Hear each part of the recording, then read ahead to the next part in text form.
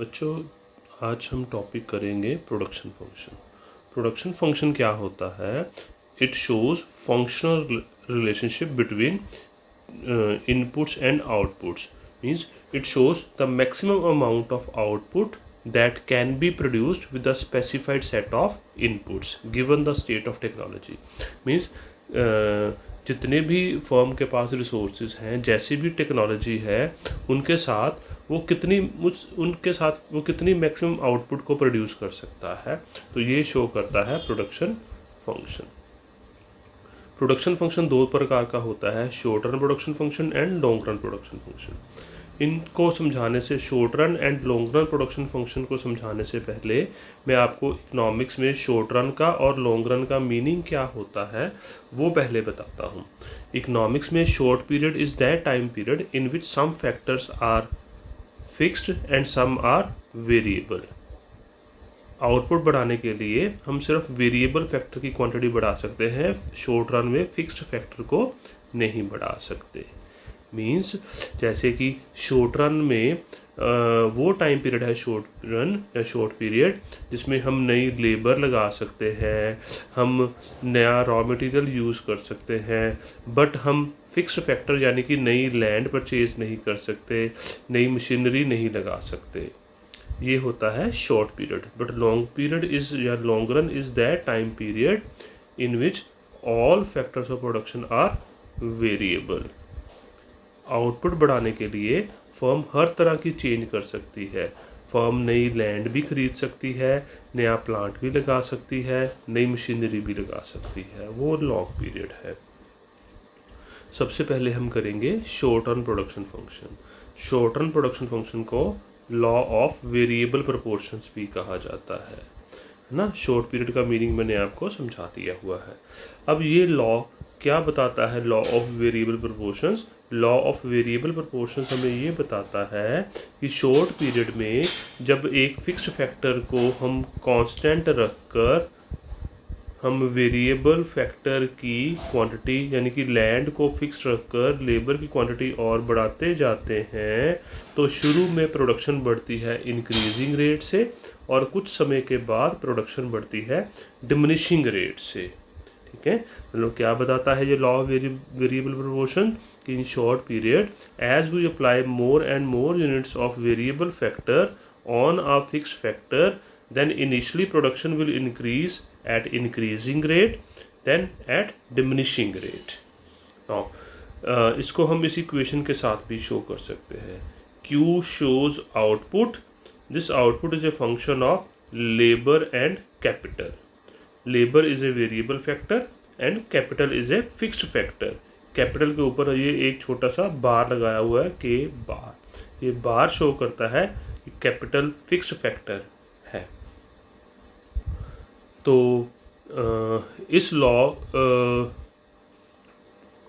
बस ये हो गया लॉ मेन। अब इस लॉ को एक्सप्लेन करने के लिए दो तरह की अप्रोचेस हैं, ट्रेडिशनल अप्रोच है और एक आइसोक्वेंट अप्रोच है।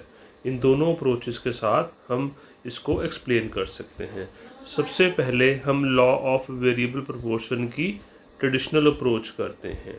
लॉ ऑफ वेरिएबल प्रोपोर्शन की जो ट्रेडिशनल अप्रोच है, इसकी कुछ अजम्पशंस हैं। जैसे कि फर्स्ट अजम्पशन है कि techniques of production resume to be constant. Second assumption है कि अगर लैंड एंड लेबर दो फैक्टर्स ऑफ प्रोडक्शन हैं तो land is fixed factor and labour is variable factor. Third assumption है factor proportions are variable. Factor के proportions variable हैं। Means अगर लैंड है और लेबर है, एक लैंड पर हम एक लेबर, दो लेबर, तीन लेबर, चार लेबर ऐसे लगा सकते हैं। तो इसलिए जो उनका प्रोपोर्शन है, जैसे पहले वन लैंड पर वन लेबर, वन लैंड पर टू लेबर, वन लैंड पर थ्री लेबर, वन लैंड पर फोर लेबर, 1:1, 1:2, 1:3, 1:4। तो ये फैक्टर प्रोपोर्शंस हमारे वेरिएबल हो गए। This is called as factor proportions are variable. Next assumption है fourth, all units of homogeneous factor are of variable factor are homogeneous, कि variable factor की सारी इकाइयाँ एक जैसी हैं। मींस जो लेबर है वो सारी की सारी एक जैसी है एफिशिएंसी। अब इस लॉ ऑफ वेरिएबल प्रोपोर्शन को हम एक टेबल द्वारा एक्सप्लेन करते हैं। टेबल में हमने पहले लिया लैंड फिक्स फैक्टर है, सेकंड है लेबर वेरिएबल फैक्टर है। अब हम लैंड को फिक्स रखा है हमने कि 10 हेक्टेयर्स ऑफ लैंड है, ये 10 hectares of land he fixed रहेगी। इस पर वेरिएबल फैक्टर लेबर की 1 यूनिट, 2 यूनिट, 3 यूनिट, 4 यूनिट, 5, 6, 7, 8 ऐसे लेबर बढ़ा रहे हैं। तो देखो पहले जब एक लैंड पर 1 यूनिट ऑफ लैंड पर 10 हेक्टेयर्स ऑफ लैंड पर 1 यूनिट ऑफ लेबर लगाई, प्रोडक्शन हुई 2 यूनिट्स। 2 लगाने पर टोटल प्रोडक्शन हो गई 5, 3 लगाने पर 9, यानी कि production is increasing at increasing rate. पहले 2 थी, फिर 3 बढ़ी, फिर 4 बढ़ी, ठीक है। फिर उसके बाद डिमिनिशिंग रेट से बढ़ेगी, 4 के बाद 3 बढ़ी 12 हो गई, 2 बढ़ी 14 हो गई, 1 बढ़ी 15 हो गई, 0 बढ़ी 15 रही, और फिर -1 बढ़ के -1। मीन्स वही जो हमने लॉ ऑफ वेरिएबल प्रोपोर्शन की डेफिनेशन की थी ना, कि जब फिक्स फैक्टर पर वेरिएबल फैक्टर और बढ़ाएंगे तो initial production will increase at increasing rate, then after that at diminishing rate. तो ये टोटल प्रोडक्शन कैलकुलेट कर लिया हमने, फाइंड कर लिया। अब इसी से एवरेज प्रोडक्शन भी आ जाएगी। एवरेज प्रोडक्शन आएगी total production divided by units of labour. 2 divided by 1 is 2, 5 divided by 2 is 2.5, 9 divided by 3 is 3.5। इसी तरह से ये सारा आ गया एवरेज प्रोडक्ट। फिर कैलकुलेट करना है मार्जिनल प्रोडक्ट। मार्जिनल प्रोडक्ट होता है कि वेरिएबल फैक्टर की 1 यूनिट और बढ़ाने से टोटल प्रोडक्ट में क्या चेंज आती है। जैसे पहले 2 थी, उसके बाद 3 बढ़ गई, फिर 4, फिर ये देखिए 3, फिर 2, फिर 1, 0 और -1। तो इस ढंग से ये हमारा मार्जिनल प्रोडक्ट आ जाएगा। तो इसको हमने 2 हिस्सों में डिवाइड करना है इस टेबल को। पहला पार्ट हमने यहाँ पर डिवाइड किया जहाँ पर एवरेज प्रोडक्ट और मार्जिनल प्रोडक्ट दोनों बराबर है। फिर अगला पार्ट हमने डिवाइड किया जहाँ पर MP 0 है। इसको फर्स्ट स्टेज बोलते हैं, इसको सेकंड स्टेज और थर्ड स्टेज। अब इस लॉ ऑफ वेरिएबल प्रोपोर्शन को, जिसको टेबल के साथ हमने शो किया, जिसकी 3 स्टेजेस हमने बनाई, इन तीनों स्टेजेस को हम एक डायग्राम से भी बना सकते हैं, शो कर सकते हैं। इस डायग्राम के 2 पार्ट्स होंगे, ठीक है। तो ये देखिए, ये डायग्रामेटिक रिप्रेजेंटेशन है, इसके 2 पार्ट हैं। This is part 1, this is part 2 of the diagram. Horizontal axis पर हमने वेरिएबल फैक्टर लेबर को लिया है दोनों डायग्राम्स में। फर्स्ट की वर्टिकल एक्सिस में टोटल प्रोडक्ट को लिया है, सेकंड में एवरेज प्रोडक्ट और मार्जिनल प्रोडक्ट को लिया है।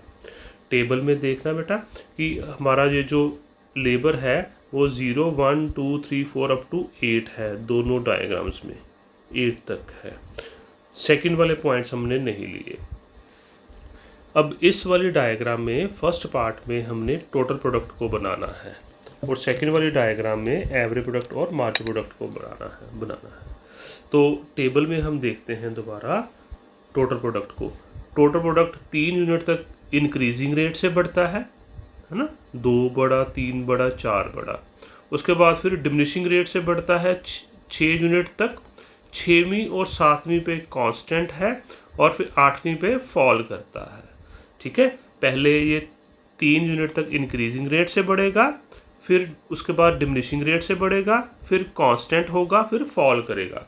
यानी कि अगर मैं इसकी ये यहाँ पर एक रफ में बना के दिखाऊं, मान लीजिए 1, 2, ये 3 यूनिट्स हैं, ये 4, 5, 6, 7 और 8 यूनिट्स हैं। तो थर्ड यूनिट तक ये डिमिनिशिंग बढ़ेगा इंक्रीजिंग रेट से, 2 बढ़ा, 3 बढ़ा और 4 बढ़ा। तो यहाँ पर एक पॉइंट लगाया छोटा सा, ये ऐसे जब इंक्रीजिंग रेट से कोई चीज़ बढ़ती है ना तो उसकी स्लोप ऐसे होती है। उसके बाद ये डिमिनिशिंग रेट से बढ़ रहा है तो इसकी स्लोप ऐसे हो जाएगी। ये 5वीं यूनिट तक बढ़ा था, ये 5वीं यूनिट तक नहीं 6 यूनिट तक बढ़ा था, 6 तक इंक्रीज़ हुआ, फिर कांस्टेंट 7वीं पर और फिर 8वीं पे फॉलिंग। तो ये टोटल प्रोडक्ट कर्व की शेप बनेगी। 3rd यूनिट तक इंक्रीजिंग रेट से, फिर डिमिनिशिंग रेट से बढ़ेगा 6 तक, 7th यूनिट पर कांस्टेंट है, 8th पे फॉलिंग। तो ये हमारा टोटल प्रोडक्ट कर्व बना, जो कि ये देखिए, ये 3rd तक डिमिनिशिंग रेट से बढ़ा था, उसके बाद फिर 3rd तक इंक्रीजिंग रेट से, उसके बाद फिर डिमिनिशिंग रेट से बढ़ के 6 यूनिट तक इंक्रीज हुआ, 7th पे कांस्टेंट, 8th पे फॉलिंग। ये हमारा टोटल प्रोडक्ट कर्व बन गया। अब हमारी 3 स्टेजेस थी ना, ये देखो टेबल में, first stage, second stage, third stage. First stage and हुई थी 4th यूनिट पे और सेकंड स्टेज एंड हुई थी 7th पे। तो 4th और 7th से ये हमने डॉटेड लाइन ड्रॉ कर ली, ठीक है। अब सेकंड पार्ट में हमने एपी और एमपी बनाना है। पहले एपी बनाते हैं हम। एपी का देखिए टेबल में, एपी 3rd यूनिट तक इंक्रीज किया, 4th पे कांस्टेंट है, देन फॉलिंग है, पर ये नेगेटिव नहीं है। 3rd तक इंक्रीज किया, फिर कांस्टेंट हुआ, फिर फॉलिंग। ये देखिए डायग्राम में 3rd तक एपी इंक्रीज हुआ, फिर कांस्टेंट हुआ, फिर फॉलिंग, बट ये नेगेटिव नहीं हुआ। फिर एमपी को बनाना है। टेबल में देखते हैं, एमपी पे भी 3rd यूनिट तक बढ़ता है, फिर फॉल करता है, 7वीं यूनिट पे 0 है, फिर नेगेटिव है। 3rd तक इंक्रीज करता है, उसके बाद फॉल करता है, कांस्टेंट नहीं होता, और फिर 0 और नेगेटिव। और शुरू में MP is more than AP, फिर 4th पे दोनों बराबर हैं, एपी एमपी, बाद में एमपी नीचे है, ठीक है। तो ये बात ध्यान में रखनी है। 3rd यूनिट तक एमपी इंक्रीज करता है और एपी से ऊपर है। 4th पे 3rd के बाद फॉल करता है और 4th यूनिट पे एमपी के बराबर आ जाता है, फिर फॉल करता है, और ये 7th यूनिट पे 0 है, फिर नेगेटिव है, ये एमपी बन जाएगा। तो ये 3 स्टेजेस डायग्राम में भी शो कर दी, first stage, second stage and third stage. First stage की एक्सप्लेनेशन दी है, सेकंड की दी है और थर्ड की दी है। एक्सप्लेनेशन क्या है बेटा इसमें, कि first stage ends when TP is increasing, AP MP are constant, and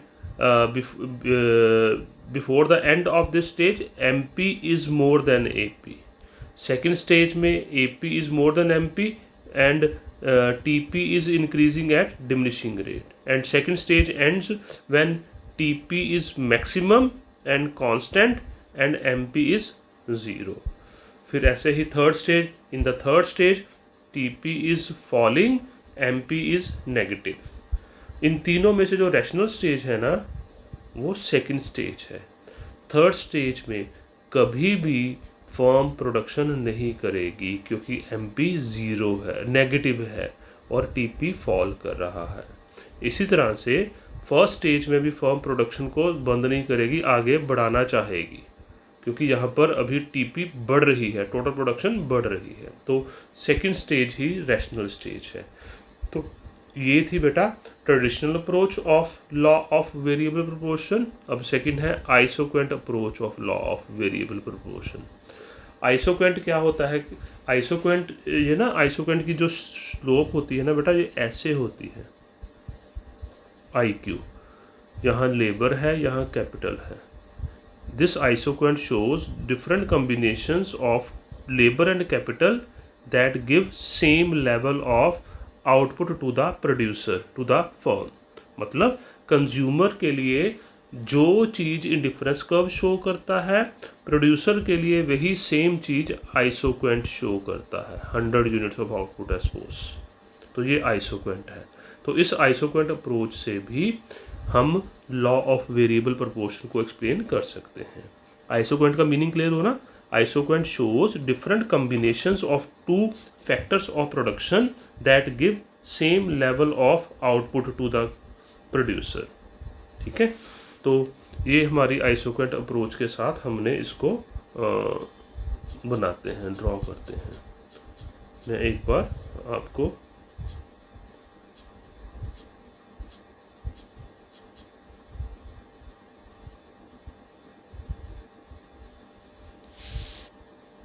बेटा isoquant approach of law of variable proportion, मैं यहाँ पर डायग्राम बना के आपको दिखाने की कोशिश करता हूँ, साथ साथ चलता हूँ।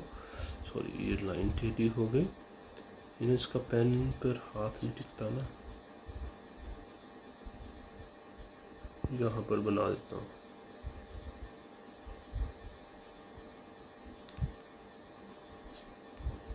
इसके लिए पेन,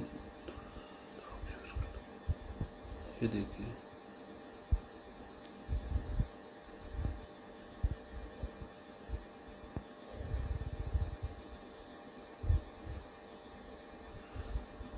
पेन का कलर दूसरा यूज करूँ। चलो, इधर हमने वर्टिकल एक्सिस, हॉरिजॉन्टल एक्सिस पर लेबर को लेंगे,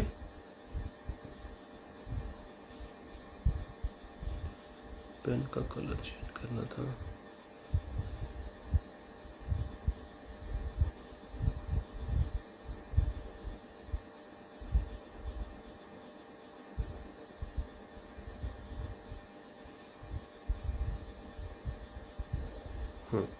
ये हॉरिजॉन्टल एक्सिस पर हमने लेबर को लिया है, वर्टिकल एक्सिस पर हमने कैपिटल को लिया है। हॉरिजॉन्टल एक्सिस पे था labour,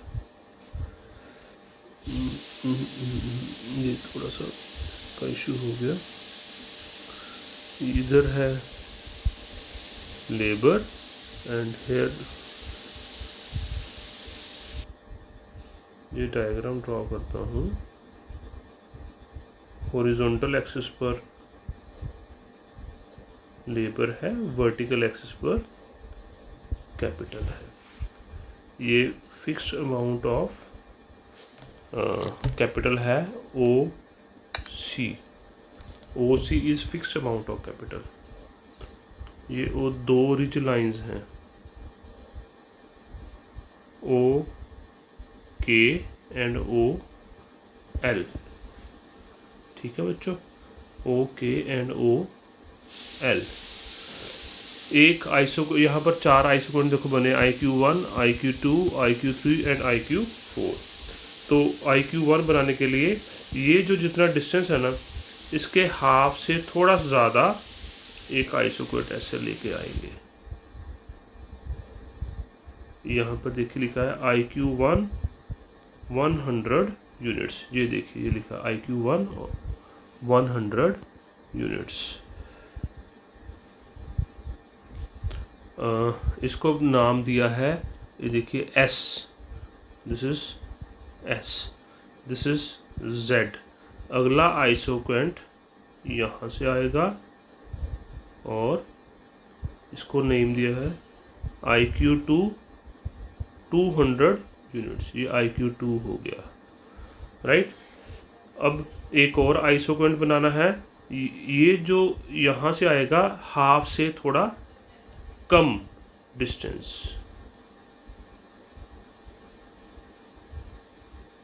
this is IQ3 300 units, ये बना हुआ है IQ3 300 यूनिट्स। इसको नेम दिया है हमने के।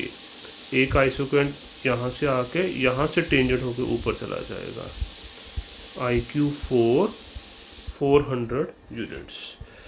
एक लाइन हमने ड्रॉ करनी है, ये रब हो गया, दोबारा इसको बनाता हूँ, 200 वाला। यहाँ से एक लाइन ड्रॉ करेंगे, एक लाइन यहाँ से ड्रॉ करेंगे। ये वाला पॉइंट है M, this is point L, this is point L1, ठीक है बच्चों। अब ये बन गया, बट इसके नीचे वर्ड्स भी थे ना, अब मैं आपको इससे समझाता हूँ। ये आपको बता दिया यहाँ से कि डायग्राम कैसे बननी है।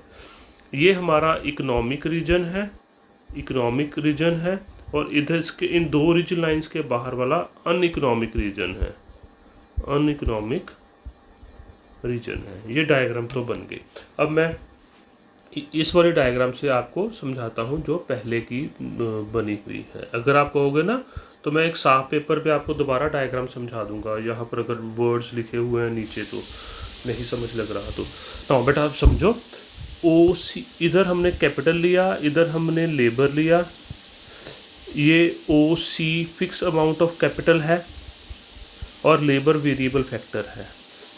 ये ओ के और ओ एल दो रिज लाइंस हैं, इसको रिज लाइंस बोलते हैं। रिज लाइंस यानी कि फैक्टर्स जो हैं इसी रीजन, दो रिज लाइंस के बीच में ही कहीं पर हो सकते हैं सब्स्टिट्यूट। इन दो रिज लाइंस के बाहर नहीं हो सकते, इसीलिए इसको इकोनॉमिक रीजन कहते हैं और इसके बाहर वाले को अनइकोनॉमिक रीजन बोलते हैं। ये IQ1, IQ2, IQ3, IQ4 ये 4 आइसोक्वेंट्स हैं। Higher isoquant is showing higher level of output, right. This IQ1 is first isoquant showing 100 level of output. तो ये 100 लेवल ऑफ आउटपुट आती है इतनी लेबर और इतनी capital, OC amount of capital and CS amount of labour. Means शुरू में OC fixed capital पर CS यूनिट्स ऑफ लेबर लगाई तो प्रोडक्शन हो गई 100 यूनिट्स। आगे अब ये आइसोक्वेंट शिफ्ट हुआ ऊपर, प्रोडक्शन 200 यूनिट्स हो गई। अब OC fixed amount of capital पर CZ अमाउंट ऑफ लेबर लगी है। तो देखिए CS is less than SZ, means अब कम लेबर लगी है, यानी कि कम लेबर लगा के प्रोडक्शन 100 से 200 डबल हो गया, मीन्स इंक्रीजिंग रिटर्न्स। तो this portion shows increasing return कि amount of labour is not increased much but amount of labour is not doubled but output is doubled. तो दिस शोज इंक्रीजिंग रिटर्न। उसके बाद जो labour है ZK बढ़ी, ZK से KM बढ़ी। अगली बार प्रोडक्शन यहाँ पर हुआ 300 यूनिट्स और 400 यूनिट्स, यानी कि जो लेबर है वो पहले से ज़्यादा बढ़ रही है बट प्रोडक्शन उतनी की उतनी ही बढ़ रही है। तो this shows law of diminishing return, means production is increasing eight diminishing rate, क्योंकि प्रोडक्शन 100 ही बढ़ रही है बट फैक्टर जो है वो पहले से ज़्यादा बढ़ रहे हैं, यानी कि SZ से ज़्यादा है ZR और ZR से ज़्यादा है RM। तो दिस शोज डिमिनिशिंग रिटर्न।